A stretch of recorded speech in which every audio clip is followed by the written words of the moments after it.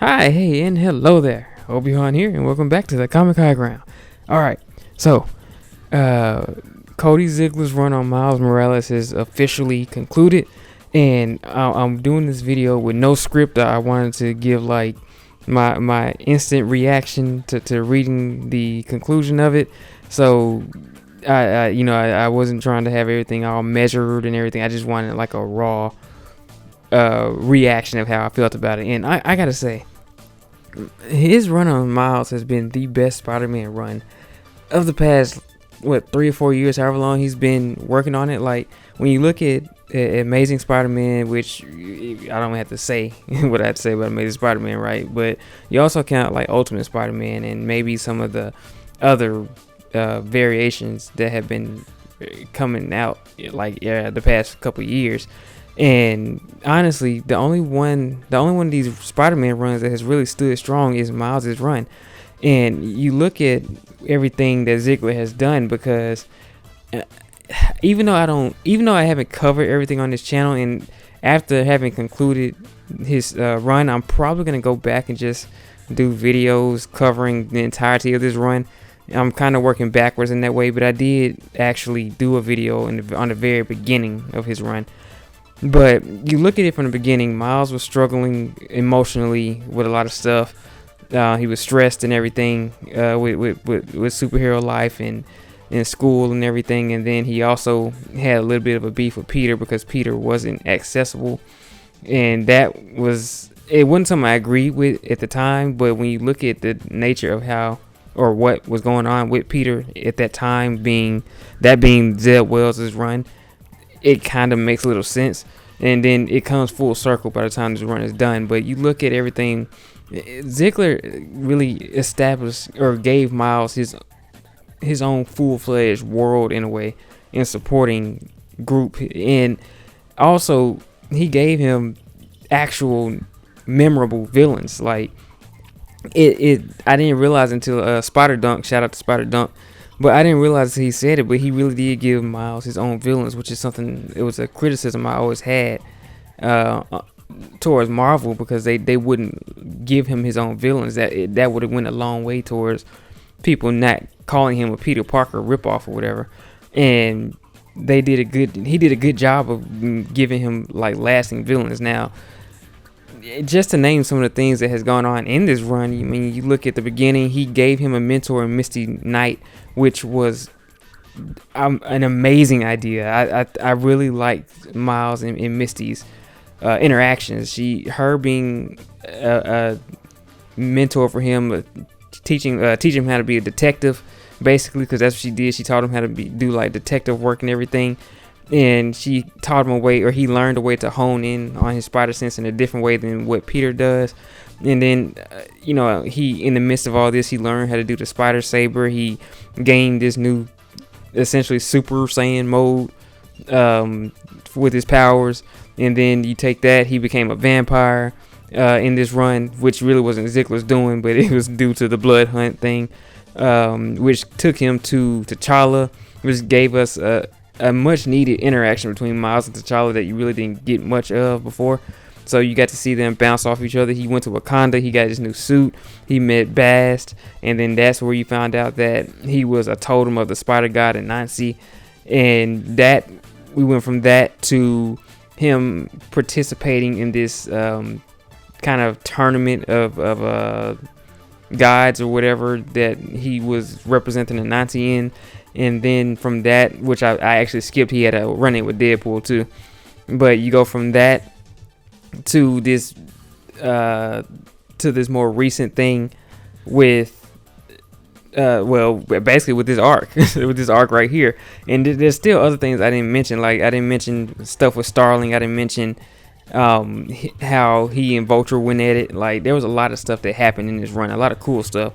And you look at the different things that Ziglar did. I think the biggest thing, or one of the coolest things Ziglar did, was he put a lot of anime inspirations in this story. I think I said it before. He mentioned that the Venom saber that Miles uses is a direct nod to Kuwabara's Spirit Sword or Vegeto's Spirit Sword.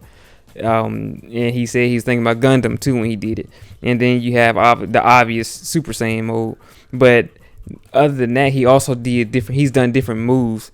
There've been different poses. There's a JoJo pose that was kind of floating around the internet that he had, and even in this issue that we're about to, or these issues that we're about to talk about, there were some anime references. So, everything leading to this, and I think that by the way, the anime references is kind of what helps. It works really well for Miles because he what this run has done is firmly made it so people can't say he's just a Peter Parker ripoff, or he's a Peter Parker clone, or he's just this stupid thing that people say Peter Darker. Now he this run, even though it was the case before, but this run definitely cemented is like, no, he's his own person. He's his own Spider-Man, and he has his own supporting cast.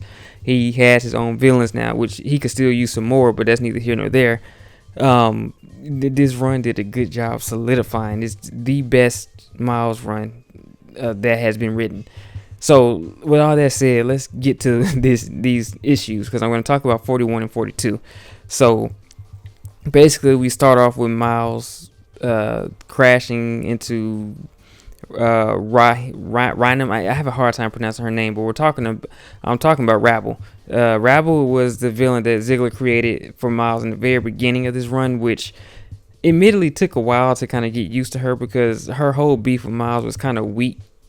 Honestly, is he won a raffle that she didn't win, and it's just that her life just kind of went to crap after that, and she blamed him for it, even though he had no control over that, and that was always a weak motivation, to be honest. But nonetheless, he turned her into a very worthy adversary for Miles, because she pushed him to his limits several times. But in any case, we see that he saved her. They crashed into this, I believe, the very shop or station or whatever that little building is that she lives in, that we saw at the very beginning of the run. And turns out, obviously, she has pretty much brought the Assessor back, but the Assessor turned on her. Not only did she bring him back, but she brought him back stronger, obviously, to mess with Miles. But she brought him back stronger, and Miles is kind of like, well, we need to figure this out. And she's like, well, this suit. So what's with your suit? I can talk to it, but it's not listening to me. Which, by the way, if you don't know, Rabble pretty much has the power to talk to technology and kind of control it and everything. But Miles is like, well, I'm not gonna tell you the secret to my suit or the origin to it. So they kind of go back and forth, and she's still kind of like, we really ain't cool. Like, I really want to kick your ass still. And Miles is like, look, we deal with the Assessor, and then we can have that scrap, all right? And so she decides to go ahead and make her armor. And meanwhile, Assessor actually she put on her armor because she already had made it. But meanwhile, Assessor has pretty much tracked down where they are, and has amassed this clone army, which, by the way, every time I see Assessor talk in this book, I hear, like, in my head when I'm reading it, I hear the voice of Ultron in the Avengers Assemble cartoon. I have clearly been overestimating your capabilities. Why struggle, Stark? You delete obsolete data every day. Surely you see the value in your own destruction. It's just that's really funny to me. But he tracks down where Miles and Rabble are, and he kind of is analyzing Miles. He's like, well, I think he says he's like more confident or something like that. And then he also notates Miles' suit, which he wants to get his hands on. So everybody wants to get their hands on this vibranium suit, but he ends up going after them. Meanwhile, Miles has texted somebody and is like, okay, I really hope this person gets this text. I'm gonna need their help, and I feel like that's the only way we're gonna win, basically. So Rabble gets ready, and then all of a sudden Assessor bursts in there and attacks them, and he immediately sticks his clones his bot army on Rabble, and she's pretty much, that's what she does for the majority of these issues. She's dealing with these robots, and she's just not able to get the upper hand on them. So meanwhile, Miles has been snatched up by the Assessor himself, and the Assessor again has these upgrades and stuff, and Miles tries to fight back, but he's really not able to. and Assessor is able to pretty much, I think what's stated later in the comic is that he infected the vibranium suit with a virus, and the suit is kind of like peeling off of Miles. And so Miles tries to use his Venom Saber on the Assessor, but it drains him. Actually, he tries to use the Venom powers, period, and it's draining him. And that's the point of the vibranium suit, is supposed to eat up some of that drain so he doesn't get as weakened when he uses all his different Venom abilities. So Assessor ends up using some type of combo on Miles and knocking him to the ground, and Miles is to the point where it's like, I'm about to pass out. Like, I'm about to pass out. And he starts praying to God. He's like, please help me. Someone help me. And Nancy's like, I got you. I got you. Don't worry. So, and Nancy is like, if one spider told him spider warrior isn't enough, then how about two? And he shows like these little puppets of Miles and Peter. And so when Miles is about to get hit again, Peter shows up and slings a web, and it's like, oh, sorry I'm late. To be honest, I kind of took a wrong turn past the Baxter building. And so you see Peter's here in his new outfit that he has on in the Amazing book. Long story short, he's been in space. He has like this living suit on again. It's not the same, but he has like this kind of essentially living techno suit or something like that, which admittedly looks pretty cool. But yeah, and we also find out at this time that, well, Miles finds out that Peter has been kind of training. So, and that'll be important later. But Miles is like, Peter, you're here, and he's like, yeah, man, like he needs some help. So they kind of catch up for a tad because they're like, oh, that's a cool suit. And Miles is like, your suit is cool. And he kind of asks Peter about it, and Peter tells him it's an alien thing and whatever. And they also mentioned Miles says, oh, I didn't know you knew you knew a Nazi. And Peter's like, yeah, we go way back. So they had their little clips and everything. And the Assessor's like, I mean, two Spider-Man is still not going to help you. And so they square up ready for their confrontation. Meanwhile, Rabble's in there fighting the bots, and they turn into her father, and then that gives her a whole mental crisis because they're talking down to her and calling her a failure and all this stuff. So she's having a hard time with it. But that kind of goes into the to be continued to this issue, which leads us to the next issue. So Peter and Miles square up and they fight the Assessor. And the Assessor, of course, he wants to take Miles' suit. He wants to like kind of take over it and use it as his body. If I was understanding that correctly. And as I said, Miles, every time he uses his Venom powers, it weakens him. So they're trying to fight the Assessor. Peter catches an attack from the Assessor because he's about to attack Miles, and Peter like chunks him like yards away, like blocks away, and he's like, Miles like, whoa. And Peter's like, yes, man, I've been training, you know, I've been training a little bit stronger now. And so Miles basically he tells Peter that he's not, or he's weakened because his suit, you know, is supposed to absorb, I mean, supposed to kind of ease the pressure when he uses his powers, his Venom power. So Peter's like, well, look, I'm not sure this will work per se, but the best thing I can think of is your suit needs to be kind of reset. So he uses his suit to basically reset the vibranium suit that Miles is wearing, and it causes like this huge it basically electrocutes the crap out of Miles. I'll be honest, because Peter's like, this might hurt a little, and Miles is like, I mean, how much is a little? And then he gets hit with it, and he's like, yeah, it hurts. So Peter is like, oh no, Miles is like, well, how long is this gonna take? And Peter's like, I mean, you know, we really don't know the full extent of these suits and everything. And Miles is like, how long is it gonna take? And he's like, I don't know, maybe 5 minutes, maybe, I don't know, man. So the Assessor ends up coming back and attacking Peter, and Peter is like having to hold the Assessor off while Miles gets to his feet, because at this point the suit's locked up and he can't do anything to fight back. But at some point during the fight, Miles actually realizes that Peter is about to get overwhelmed, so he pretty much supercharges himself with his Super Miles powers and attacks the Assessor and saves Peter. So at this point the suit is fully functional again, it's working, and he's able to use his Venom powers without draining himself completely. And they have a few more clips and everything, And again, there's also other references, like anime references and stuff in here, stuff that people hadn't even talked about, but just little things that I've noticed. And I'll try to put the panels up as I see them. But at this point, Miles and Peter, they're noticing that Assessor isn't quite himself anymore. It's basically, the more they damage him, the less he's able to heal successfully. So they kind of keep on the offensive, and then Miles uses like these venom tendrils, venom web lines that he has, and throws like this dumpster at Assessor and doing a lot of damage. And Peter's like, "Oh, nice one." And Miles is like, "Yeah, I learned it from watching you one time with Shocker." And then Peter's like, "Oh, good old Shocker, that guy." And so they kind of keep on piling on, and then eventually they're able to do enough damage to actually beat the Assessor.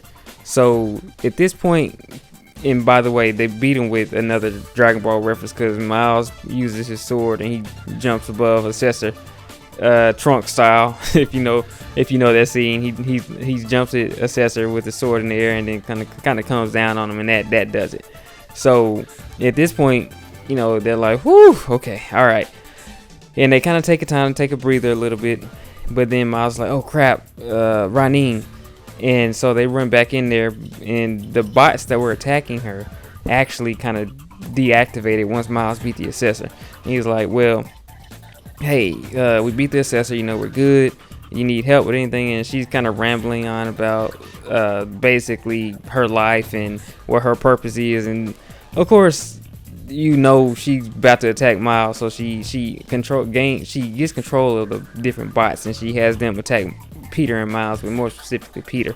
And Miles is the whole time trying to talk to her, like, "Hey, look, no, you don't have to do this. You were on your redemption arc. You don't have to mess that up. We're good, right?" And she's just kind of not hearing them. And this, in my opinion, is, even though heroes do this, I'm just gonna call it what it is, because we're talking about anime. He's kind of trying to talk no jutsu Rabble into becoming a good guy, or at the very least not attacking people. But at this point, she's kind of gone full blown crazy, and I guess it's because of the mental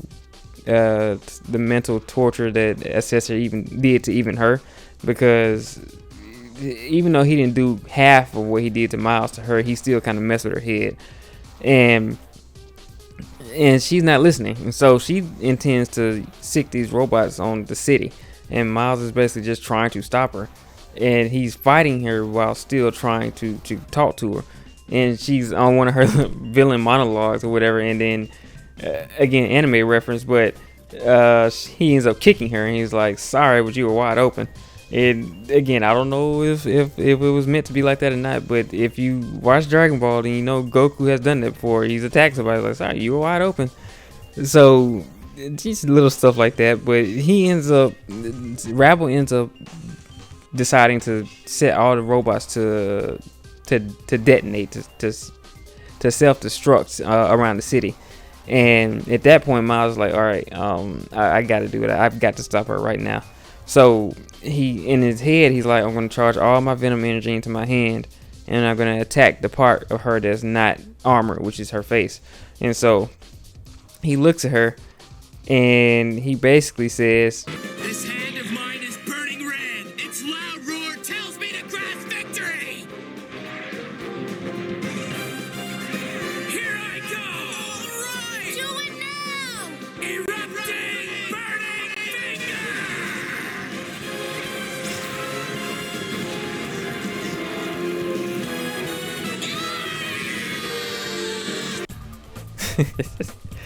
okay, yeah, to me that's another anime reference. It might not have been, but again, it looks. Tell me that doesn't look like Domon when he's getting ready to like shining finger somebody. But yeah, he venom blasts her straight to the dome, and at that point, she's beaten. Obviously, she should be, because it's like a full force venom blast, enough to actually pretty much make Miles pass out. But at this point, you see that the person he texted to come help was Dr. Quinn, I think is her name. And she's like she's his therapist, and she's also like this gamma person. I don't know if Ziglar introduced her or she already existed, I can't remember. But she hops in, saves him, and then Peter shows up and he's like, "Hey, dealt with the robots and everything." And so she's like, "Well, I'm gonna go look for Rabble." You saying, kind of console Miles, because at this point he's upset because he's like, "Did nobody catch her? Like, dang, I don't want to be the reason she whatever. I don't want to be the reason she got ganked or whatever." And by the way, ganked. If you all watch Supernatural, you know what ganked means. So. He's like, I don't want to be the reason that she got ganked, but Peter's like, look, don't do that. All right, you did what you were supposed to. You tried to help her. Some people, just can't help like that, but you just don't quit trying. And again, he gives him a good pep talk, which is good. This is something that I've been complaining about for a while. Like, why isn't Peter there mentoring Miles? He's been there, done that. And this isn't Ziglar's fault. Again, this is more so because of who was writing Peter. And honestly, I guess to be accurate to what was going on in Amazing Spider-Man at the time, Ziglar couldn't have Peter in Miles' story because he was a huge flake and very absent-minded and stuff during Wells' run. But we have a new person writing now who's only, in my opinion, partially better than Zed Wells, because Norman Osborn is Spider-Man right now. But we're not going to talk about that. But yeah, Miles and Peter have a good talk, and then they have to go help some people because they hear people screaming for Spider-Man, so they go help.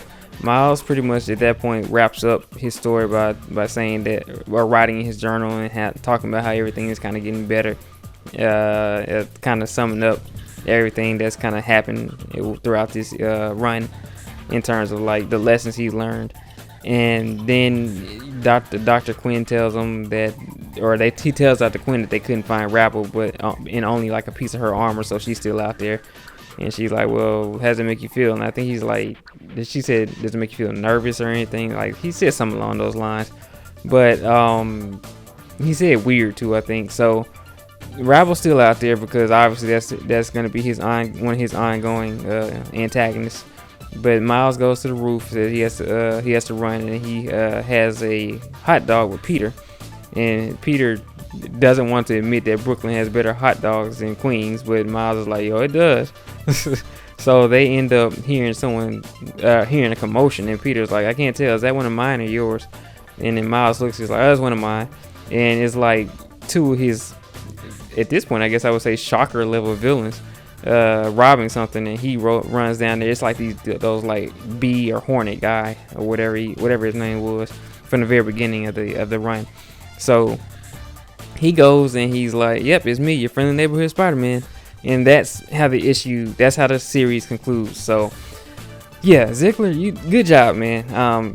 I gotta give you a round of applause. That was a very, very good run you had. And like I said, I was in and out of the run here and there, but I always kept up with what was going on. So even if I didn't read every issue, I kept up with what was going on.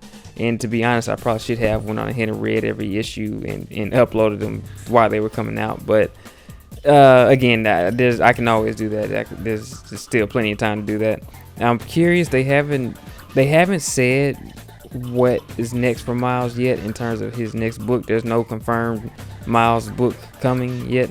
The speculation is that there's a Spectacular Spider-Man book that is scheduled to release in May, I think. They have not told us anything else about it, but the speculation is that it's going to be a Miles book because Ziglar actually, in his letter, they say in his letter to the readers after this issue, he mentions something about Spectacular, so we'll see. We also know that Miles is going to play a big role in what happens in the Ultimate Universe because he has this machine that he got when he went to the new Ultimate Universe a couple months ago in that crossover. So he is stuff happening with Miles. I'm wondering when they're gonna announce his new series, or at least if he is a Spectacular Spider-Man, then announce that it's him. But looking forward to seeing what they do next with him. I don't know. The next writer for Miles has some really big shoes to fill because Ziglar did and basically everything you needed to do to fix the complaints that people had for Miles, or the criticism. So the next person has a lot of work on his shoulders. He has a heavy load on his shoulders. Ziglar did though give him, he left him a good, a good foundation to work with. There's a lot that he can do with Miles as he is right now. You have the Misty Knight stuff. Ooh. You have the Misty Knight stuff. You have the Anansi stuff. I mean, you have the Rabble stuff, and then you can add whatever you want to add with all that. So yeah, I mean, I don't know what else to say. Like, whoever's writing Miles next, you better come with it. And honestly, they better get somebody good to write them. It's a shame that they had to just get a black person to write Miles. I don't think it was necessary to have a black person, but it's ironic that the best Miles story so far has been written by a black person. And I mean, I'm not complaining about that. Obviously, that's a good thing, but it's one of those things where you don't want it to be a thing, Marvel, where it's like the only person who can write Miles good is someone who's black. With that said, though, I mean, if you need somebody, I'm right here. I will happily take over. But aside from that, that was this issue. That was a run. Like I said, Ziglar's Miles run was really good, and I'm looking forward to seeing what the next person can do to further, can expand Miles' world and his impact and what he does as Spider-Man. So with that said, hit that like button if you liked what you saw. What you think? Drop a comment to let me know what you thought about this run, if you kept up with the whole thing, or maybe just specifically these closing 2 issues. I'm really curious to see what you have to say. And again, Peter being back, by the way, to help Miles, that honestly was probably the best part of the whole thing, because it's just something that a lot of us have asked for a while. And honestly, the only interactions between Peter and Miles we get lately has just been in the game. So yeah, hit that subscribe button for more, and remember, we have the high ground. Catch you later.